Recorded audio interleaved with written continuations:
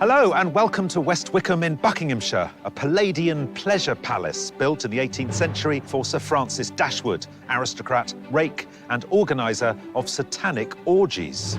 No orgies today. Oh. As with just 4 hours, our fiendishly competitive artists will have to paint like the very devil himself to avoid a fate worse than death, the wrath of the judges. So, will they create something devilishly good or diabolically bad? Hell's bells, it's Landscape Artist of the Year. Thousands of artists applied for this year's competition. Just 36 were selected to take part. What are the challenges of painting outside? My hair getting in my way. Throughout the competition, they've been presented with a range of spectacular but challenging views. From complex modern cityscapes to historic stately homes. Whether painting, drawing or printing, their task is to create an original work of art in just 4 hours. I just need to concentrate and I think it'll be fine. Well, I hope it'll be fine. The winner will receive a prestigious £10,000 commission to create an artwork for the National Trust. Capturing the wild natural beauty of Snowdonia, their work will mark the anniversary of the Trust's first ever land donation, Dinas Ole. And as always, following the artist's every move are our 3 eagle-eyed judges. Art historian Kate Bryan, award-winning artist Taishan Scherenberg, and independent curator Kathleen Soriano. Oh, I just love that. I always just want to do it myself. And joining our 6 contestants today are 50 wildcard artists, ready to do whatever it takes to catch the eye of the judges.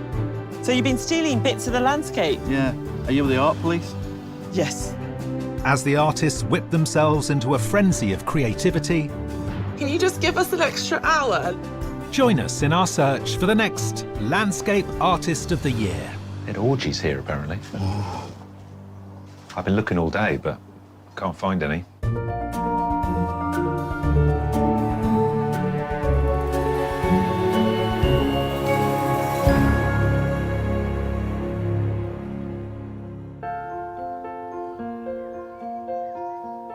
Competing in today's heat are 3 amateur artists, Rory Brooke, Gary Ite and Tilly Commons. Feel a bit sick, but overall, pretty good. Yeah, it's exciting. Joining them in the competition are 3 professionals: Claire Lord, Eden Mullane and Dawn Blatherwick. I can't wait to get going, which is kind of strange because I've been panicking about it for a week. But yeah, now I'm ready.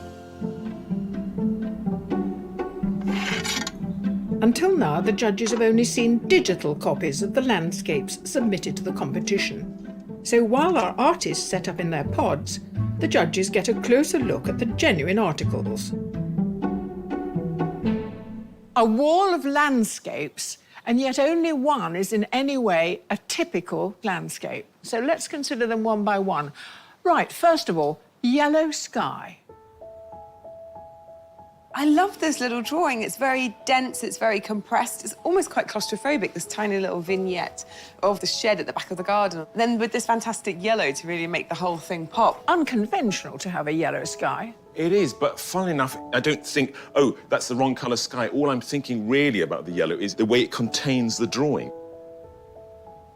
Then we go to a shed in blue. But what an interesting corner to have chosen. Yeah, an interesting corner, but I also feel that we're looking at a triptych. It's always got 3 parts. It's quite filmic. And it looks very exotic, like somebody's gone on a jungle trip and got lost. And then I suddenly realised that somebody lives in this place. And suddenly there's a whole other story coming through. Perhaps the most elusive of all is the next one. Is that a landscape? It's like a portrait of fly tipping. They understand use of colour to really kind of lift it. What I love about this is the fact that we've got a whole series of barriers that stop us when we're trying to sort of work our way through the painting. First of all, we see this gate, then you've got the doorway, and then eventually you've got the roof. This is a very small, highly detailed watercolour. Yeah, it looks like a generator design for some dystopian science fiction comic strip. I mean, the lighting is very dramatic. It's all about the way the shadows and the diagonals create a rhythm throughout the drawing. It is done by an interior designer. I like the fact that it just feels like it's just being worked out. You can see the text and the scribbles and the paint on the side. I like having that insight into the artist. And we come to our traditional landscape. Well, traditional colour-wise, but this is a very reduced landscape. And then we have this fantastic hot pink running through it. Presumably it's lino. This is screen print. I just love the flatness of the colours, and the way the pigment goes down is very beautiful. And its graphicness is countered by the very organic way the foliage is rendered. It's kind of quite magical. This is simply the view from someone's window in suburbia. The way in which they've given us this window within a window to look through, they've framed the view for us to make it more interesting and to give it that focus. There's something about suburbia in the summer. There's something rather sort of sad about it. It's one of these works where you really feel the presence of the artist. So we've got a very varied wall, but what are the artists of these works going to make of this traditional English countryside?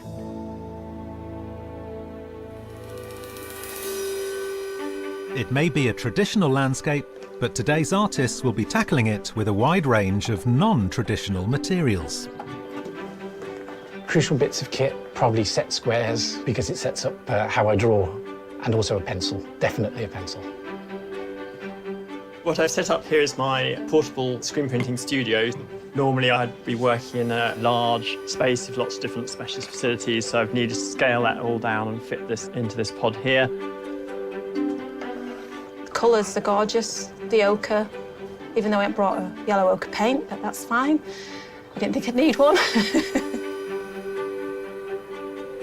Artists, I hope you have everything you need to create a wonderful piece of art, possibly some yellow paint and a ruler. You have 4 hours to complete your landscape. Good luck, everyone. Your time starts now.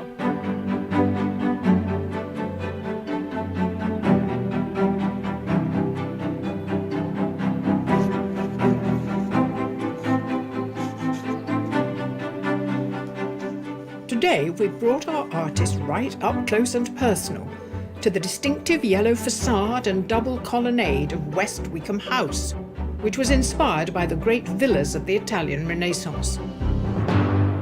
We've given our artist today a wonderfully classical piece of 18th century British architecture. So they're going to have to deal with all the proportions and the mathematics that it puts in front of them.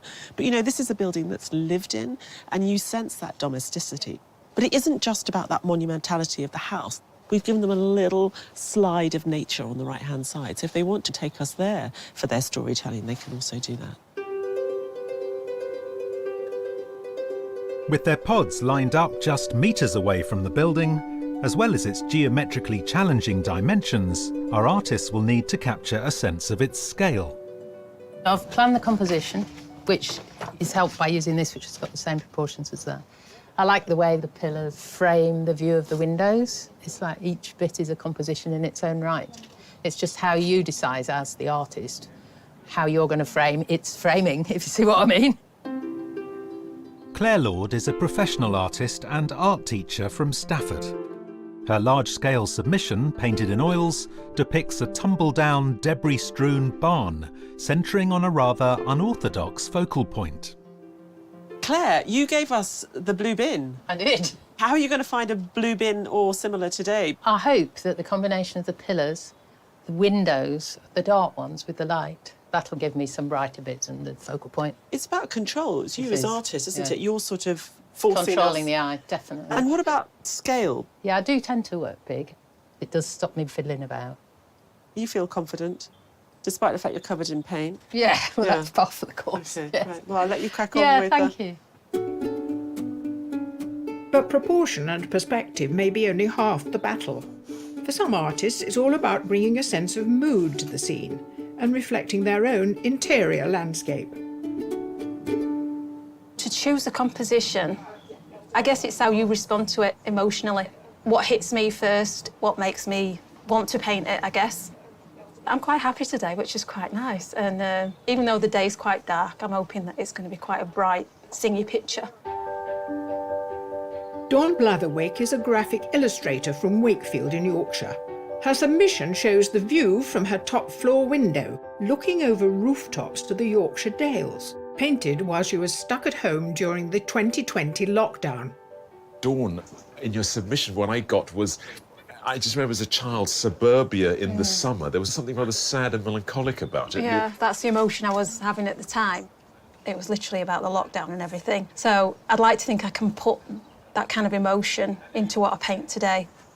What feeling are we going for? Or do you paint the painting to find out what that feeling is? I kind of paint it and then it usually appears later. It's a great start, so I'm looking forward to how it develops.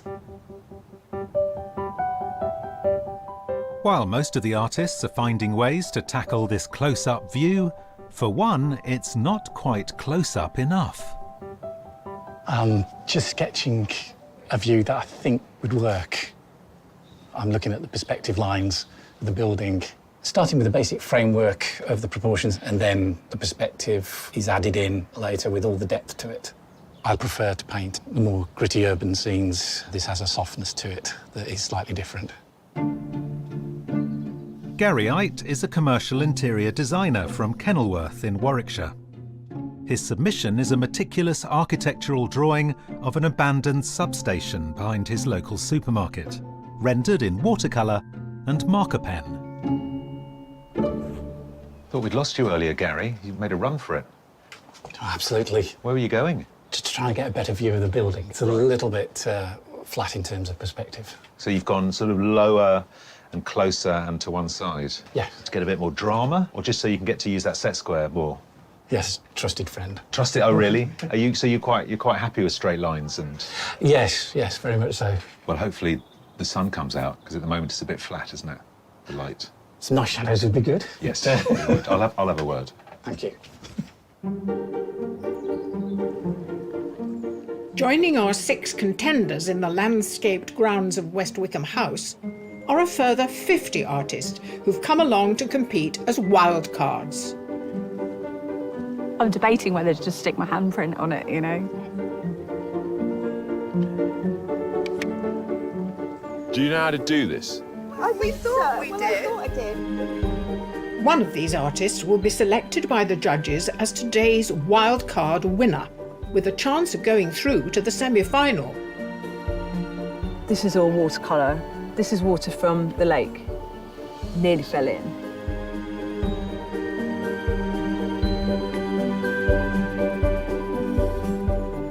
How would you describe the character of the place? I actually think it's quite playful. I don't think that anyone who takes himself too seriously would probably choose that colour.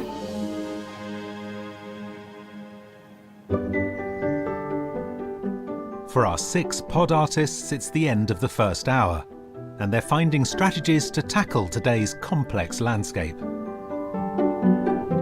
My ambition is to get paint over the whole canvas in the next half an hour, and for the drawing to be right. But I suppose there's going to be a point at which I have to say, come on, Claire, compromise.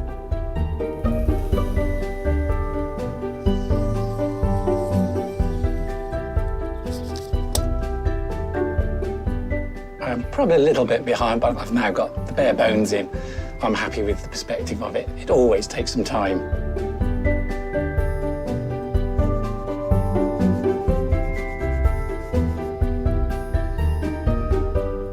It needs to look like a building. So that's my only concern, that I get it a little bit wobbly or a little bit like it's falling down. But other than that, I think I'll be all right.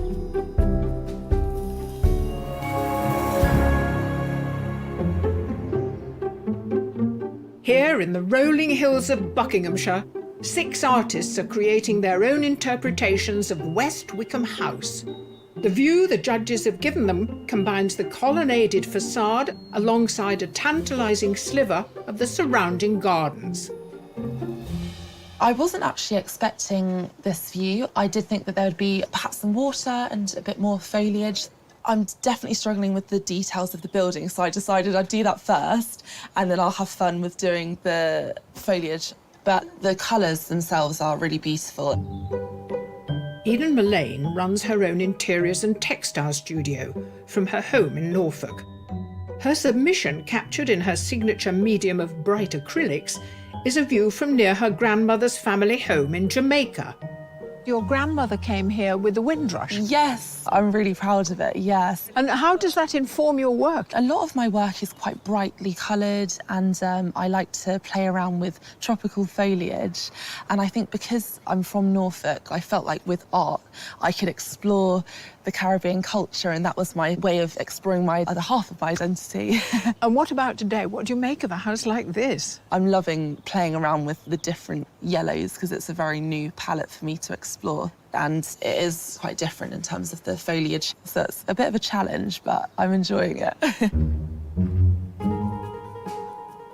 Capturing the colours of the building and its surrounding landscape is made harder by the predictably unpredictable British weather. And today's grey skies have prompted one artist to consider how to bring vibrancy into her artwork. I'm definitely going to have some high contrasting colour. I'm thinking probably a neon or something because it's a bit dull today, so I need to jazz it up a little bit. 19-year-old Tilly Commons is an amateur artist from Evesham in Worcestershire. Her detailed line drawing, a close-up crop of her garden shed, was brought to life by its bright yellow background, completed in marker pen. Tilly, you have chosen a little slice of this, just like you did with your submission. Yeah, I tend to quite like looking at like little nooks and alleyways, so I've kind of picked that left corner because there's a nice mix of the classic house and then their random lamps and stuff. Tell me about your submission. You put in this fantastic yellow background. I kind of like the idea of it's quite a mundane space, but when you've got that yellow, it like adds that interest and really brings it out. Have you thought about colour today? Yeah, there'll be some bright colour somewhere. I'm kind of edging on neon a little bit today, but I'm going to see how it goes as we can take neon, don't worry about that.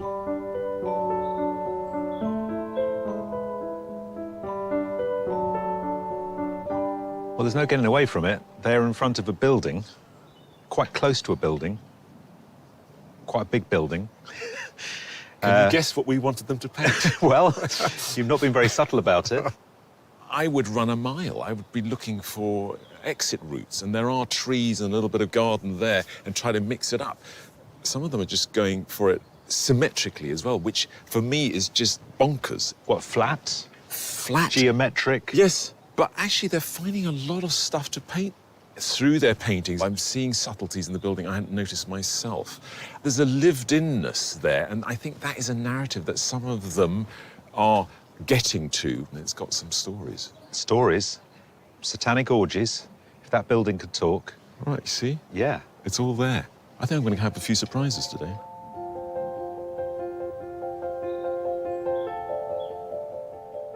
There are plenty of surprises in one of the pods, where one artist is ambitiously pioneering plein-air printing. I love screen printing because I love contrasting the blocks of colour with the more intricate elements of the composition. Normally I wouldn't do it all in 4 hours. This is definitely a shotgun approach to my work. Rory Brooke is a property economist from East London. His submission is a 9-colour screen print of Chiddock Valley in Dorset, which took him 2 months to complete. Rory, it looks like I've come in at a really exciting time. Tell me what's going on. So I'm just about to print the first set of colours, which are 4 colours. Why 4 colours? I thought that you do 1 colour at a time. Well, this is a way of speeding things up by dividing the screen up into sections, so that then allows me to do more than 1 colour at a go. Oh, I just love that. I always just want to do it myself, just sliding the paint along. Yeah, I'm going to be doing this 3 times to build up more colours. So let's see. I can't wait to see. Oh, my goodness, the colours are just gorgeous. Yeah. I'll let you crack on. I won't get in the way of this factory. Great, OK, thank you. Meanwhile, on the other side of the house, overlooking the lake, our ever-creative wildcard artists are managing to find inspiration in the morning's lack of sunshine and leaden skies. Are you sad that it's grey? Would you have preferred, you know, when there's more sun, you get more shadows? No, it's fine, actually. It's quite nice because, again, because it's raining, it kind of gives a different texture to the water, so I can incorporate that. There's no orange out there, but there's a lot of orange here, so what's going on? I've gone a little bit more abstract. I can't just do a pretty picture and I can't just draw what's in front of me. Whether they're painting the lake or tackling the house's north facade, as always, there's no end to the talents of our wildcards. I draw with my feet. You draw with your feet? Yeah. I've got to see these feet. Yeah. I mean, maybe later in private. Yeah.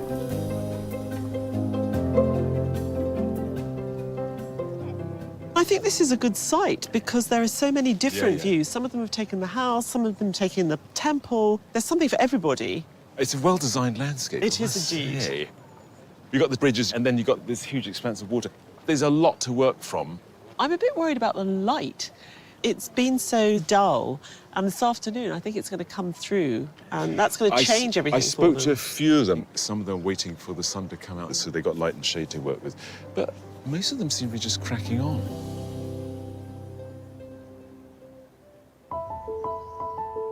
On the other side of the house, and cracking on with their own landscapes, are our 6 pod artists.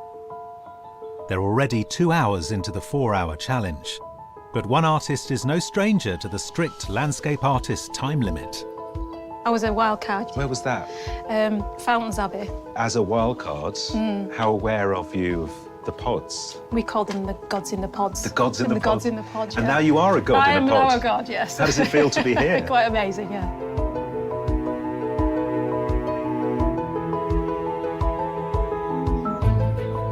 I don't think I'm on schedule, but as soon as I've got the foundations down, I will be able to just get the ball rolling and hopefully get back on track for time.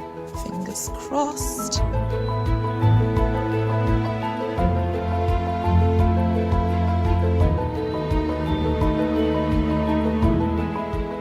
Because I'm doing it quickly, it's possible it might look a bit rushed, but hopefully not.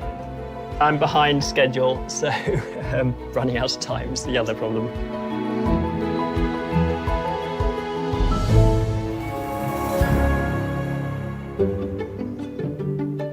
Six artists are halfway through their challenge to capture a view of West Wickham House in Buckinghamshire. And after a morning of grey skies, finally a change in the weather. Big moment has occurred in that I've got the whole canvas covered in paint and the sun's come out. I'm a bit worried that I'm not getting the depth that I want to get. And the colour, I mean, every time the sun comes out, change the colour. As always, the artists are working under the gaze of our 3 ever-observant judges. So halfway through the day, we're sitting in front of the lions of West Wickham, and they have quite anxious-looking expressions on their faces. Does that reflect how you guys are feeling? I feel very relaxed. I think we've got a bunch of good artists today. They're dealing with quite a tough challenge, having to negotiate this enormous building that they are right next to. And I think they're all doing something interesting with it. Rory is making me tired just looking at him. He's so busy. I know, it's like, hello, Andy Warhol in your factory in the middle of Landscape Artist of the Year. It's so impressive. I'm worried there could be a bit too much going on. We've got something that's extremely colourful with a lot of detailed information in it. I quite like that complexity, and it's partly to do with the amount of information he's got in the house itself. I like the fact that it's busier already. Dawn, a former wildcard painter who's now a god in a pod. I think Dawn, the house dominates her composition in a way that we're getting very much a slab of symmetrical country house. I'm worried that the house in and of itself is just not interesting enough to hold that kind of spotlight. Tilly's got a lot riding on that colour. Tilly's all about contrast. The monochrome and the colour that she's going to choose. Is she going to give us the yellow? I don't know, but it feels like she's conjuring up something else. I like the little slice that she chose, I think, to just kind of completely ignore the horizontality of the building and to just focus on this little vertical slice. Actually, the kind of grottiest corner. Is Eden's project wonky beyond repair? Yeah, I do agree that Eden's house is a bit shonky, but what was extraordinary was how she dealt with vegetation. First, it was a very sort of transparent splash of colour, and it's just become better and better. And she just really needs to now get the house as a counterpoint. She added this fantastic little slice of the faraway land, so behind the trees. It's got a really convincing sense of distance. I hope she's got enough time, because she does need to put a lot more detail in the house. Claire is painting big, she says, in order to stay loose. Is that working? Claire's got a gift with the building, you know, in the way that she gave us all those barriers with her submission. She's also got vertical barriers here with the house, but what she hasn't got is the blue bucket. I think it's more about finding something that pops out. She's trying to get to that state of her submission, and on that size painting, she needs to start getting detail in, and I'm worried about time for her. Has Gary entered Architectural Drawing of the Year? I love the way in which she's turned it and made it almost three-dimensional. And as a result, it's got this fantastic thrust and energy. I need to see more paint on there. I think I need to see a bit more complexity. The drawing in and of itself doesn't feel artful enough to me. It was very overcast this morning. Now it's sunshine. That's going to cause some problems, or is it? It's a bit of a gamble, I think. Is it worth throwing it all up and changing the shadows and the lights? It's up to each artist. As the skies continue to brighten and the distinctive yellow of West Wickham House emerges, will colour rather than geometry be key to our artist's success?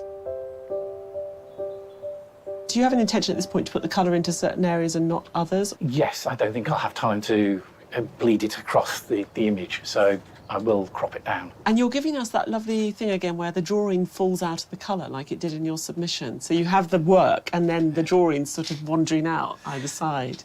Yes, I can't help myself with that. I love that. It's just seeing where the line would end up. Over there somewhere, Yes, over the it is over hill, there. if you're not careful. I love colour and I love big blocks of colour. So now I'm using a different technique for the second print. So I'm painting direct onto the screen with block-out paint. So this will block out the areas that the colour isn't going through.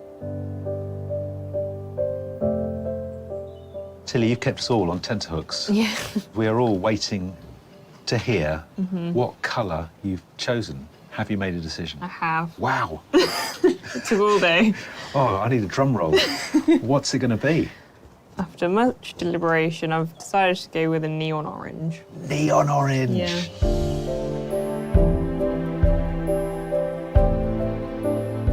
Competing under pressure can be a nerve-wracking business, so it's good to have a loved one on hand for moral support.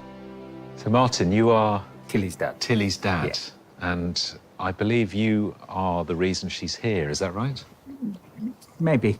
Well, she keeps telling everybody I tricked her, but it was a misunderstanding, really. Oh, I see. She wanted to enter, Yeah. but was a bit nervous, so I said I'd do it with her. And she believed me, so... So, and you didn't enter? No. So you did trick her? Martin. I don't think taking sides helps anybody. That's sneaky. Has she forgiven you? No. Right. You proud of her? Yeah, always. The vast grounds of West Wickham Park may be beautiful, but these idyllic green hills hide a dark secret. In the late 1740s, its owner, Sir Francis Dashwood, the second baronet, ordered his farm workers to dig a quarry under the estate to provide chalk for the construction of a new road. But unbeknown to the workers, these tunnels were to serve another, more sinister purpose. The farm workers never once questioned why this quarry site went 300 feet underground, quarter of a mile, and was dug out like a subterranean church. And it was because Sir Francis was a notorious playboy, and he was the leader, the founder of a very naughty secret society called the Hellfire Club, so named because each of the members would burn in hell for their deeds on Earth. The members of the Hellfire Club included aristocrats, politicians, and even, as the story goes, America's founding father, Benjamin Franklin. Rumours say that this was more than just a swingers club. They say that they delved into devil worshipping, that they were messing with the occult. We know that they used to dress up. The men would come dressed as priests, and the ladies of a certain profession would come dressed as nuns. Locals would see these women entering these caves. But the locals also said that some of these women never came back out.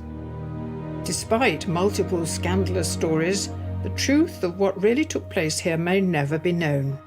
All the handwritten evidence by Paul Whitehead, who was the secretary for the Hellfire Club, well, he burnt all of those records on his deathbed.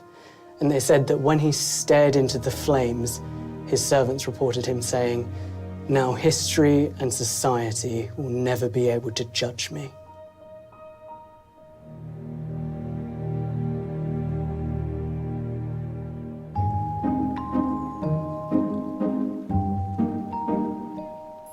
Facing a different kind of judgment, today our wildcard artists have been cooking up some mischief of their own.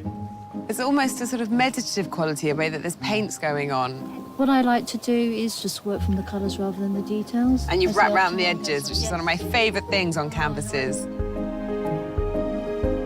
Well, it's been quite an erratic day because the weather has changed quite significantly. I've had to move quite quickly with the colour. This view captured me straight away. And then I went over there and took some trees to plant in the foreground. So you've been stealing bits of the landscape? Are you the art police? Yes. With the art police on patrol, our wildcards have been under close scrutiny all day. I really like the way so many of our wildcards have found lovely little spots today, little secret bridges that we hadn't seen, or lovely little streams, putting things together that shouldn't be together. A lot of good painters, two in particular right down at the front. There's actually probably the most difficult view, I would say, with the water and the temple. It's the yummiest for a painter. Yeah. There's so many lovely things to tackle. Yeah, so it looks like it's definitely someone who went right down and faced the water.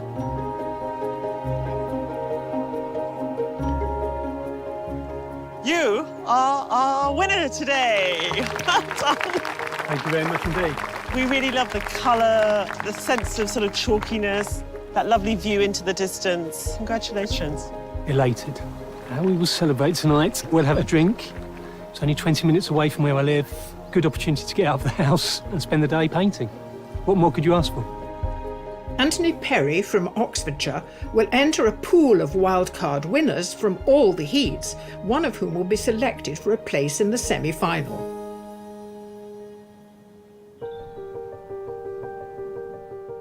There's just 1 hour of the competition to go. Our ambitious artists have all aimed high, but there's still a lot to do. I now have an hour left to paint a building, which I find a massive challenge. I tried to get it over with at the start, but then just thought I want to just go on to foliage because I'm struggling with it. So, yeah, I'm back to square one again.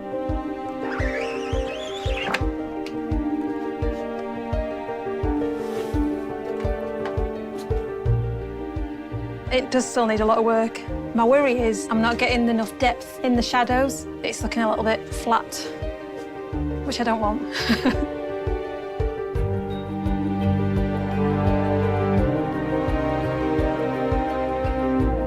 Bit panic-stricken now. I'm not going to finish it, but I've got to get the important things done. And the important things are these pillars. You have to go, breathe out. But yeah, we're getting there, I think. Yeah.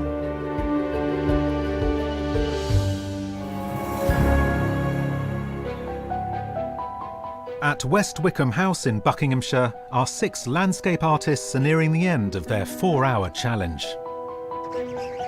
This will be the final print. Is this a heart-stopping moment for you, or are you supremely confident this is all going to work out? I think it has worked out. I was worried earlier on that it wasn't going to, but it's come together fine. I've written a collection of short stories. I wonder if you could print those for me as well at some point.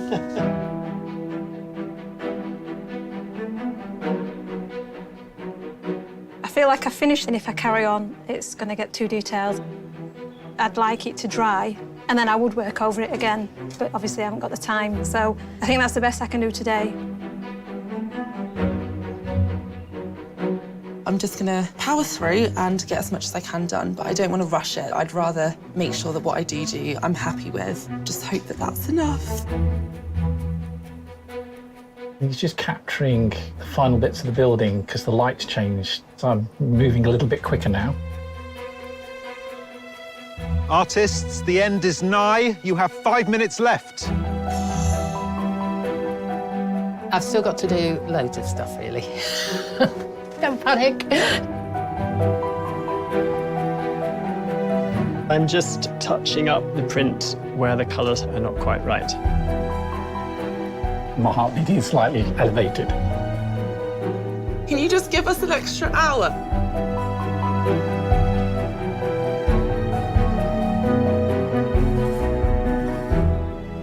Artists, your 4 hours are up. Please put down your equipment and step away from your easels.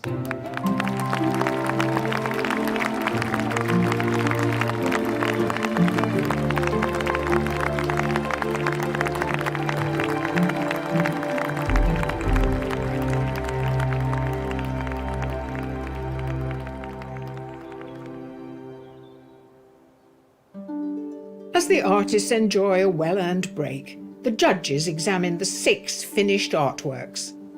I'm just a bit overwhelmed by how much house we're getting. But, you know, what a surprise we gave them a house. But it is amazing how they've been able to adapt the language to this monolithic subject. I loved Rory's industriousness and the fact that he was brave enough to come with all that kit. But there's almost too much texture here. The way he's gone into the tiny detail with the plants and the planters. I think his colour palette is great. I particularly like these pinky red accents that he brought out from the trees. He's a very sophisticated artist. Dawn gave us the house full frontal, symmetrical. I thought she really would have problems creating tension. And of course, she's found tension in the windows and the way there's that slight shift. And it's a great painting. She's imbued the building with a personality that goes beyond the bricks and mortar. And I think that's partly to do with its wonky shonkiness, but also to do with the fact that it's sort of uncompromisingly face-on. That combination of the neon and then the very, very, very heavy pen work gives Tilly's work a really strong sense of narrative. Tilly's basically given us this glorious Gothic novel, and she's taken us to the East End of London and all the Georgian buildings in which a murder might have just been committed. Is the colour a bit too colourful? Maybe, but I'm on board with it. My problem is the fact that it feels quite illustrative. Ah, Eden. I mean, at the halfway point today, the trees and the foliage was just so beautifully conjured up. And what we all were hoping for was that the house would then find its way to that sort of level of abstract completion. She really kept that vista, you know, that beautiful sense of space on the right-hand side. That, to me, is such a magical passage of painting. And then her foliage is masterful. So I feel like I love that bit of the painting, and the house lets it down for me. Claire. She's raised this inconsequential section of the house into this sort of monolithic being, almost. She'd chosen a larger canvas, and it was at the limits of what she could do, and there's something human-sized about it. It's one of those paintings that's much better than its parts. Gary's made some really good choices. He turned the building on its side. He introduced all these diagonal axes. I like the drawing spilling out of the painting. I think maybe the colour's too literal. I think that bit of mystery, which is missing today because the sky was pretty grey, is an element that is really important to make his kind of work sing on a more complex level. Yeah, so drawing versus painting today. Tricky to compare the two elements. The judges must now select a shortlist of just 3 artists. I get a feeling with all these yellow houses, some exude an emotion, and there's 3 of them which really sort of speak to my gut in a funny way. You're not going to cry, are you? No, I'll try to hold it together. Okay, it's only a house today. I think my 3 might be the same as your 3. I've got a funny feeling they might be. Ah, we shall have to see. Yeah. Artists, thank you for joining us here in West Wickham today. It's been a glorious day. But the hour of judgment is now upon us. Just 3 artists have been selected for the shortlist. The first artist on the shortlist is Rory Brooke.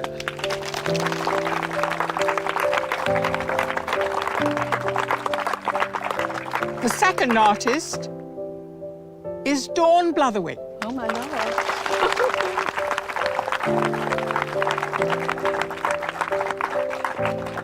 The third artist is Claire Lord.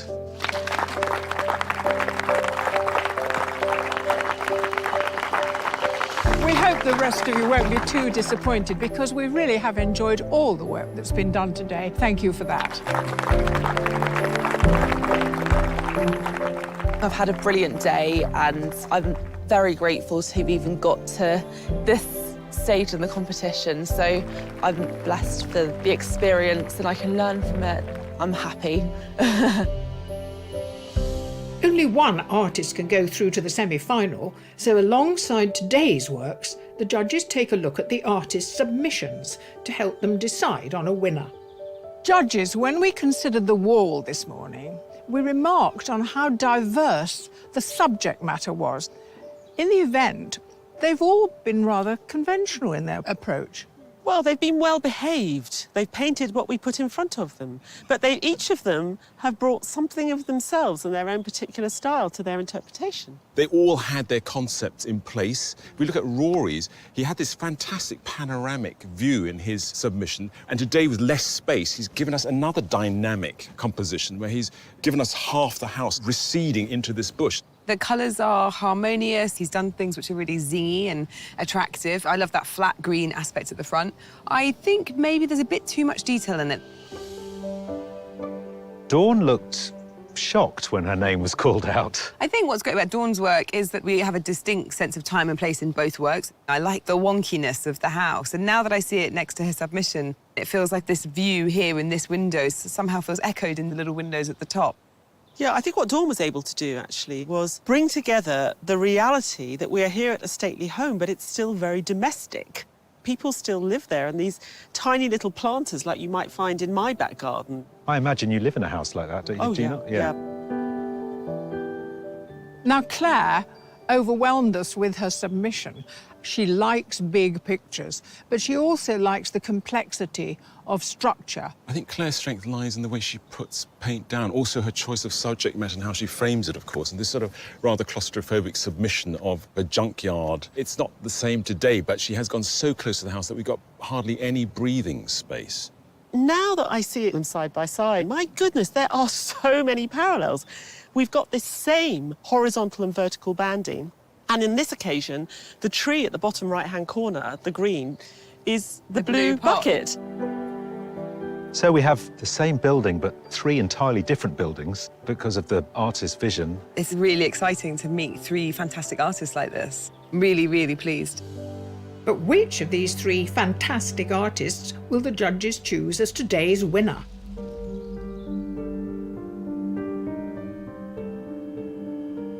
Rory, Dawn, Claire. Do you know, this is the bit that none of us like because we do have to choose between the three of you, and we admire all of you, but only one can go through to the semi-final. The artist that the judges have chosen is...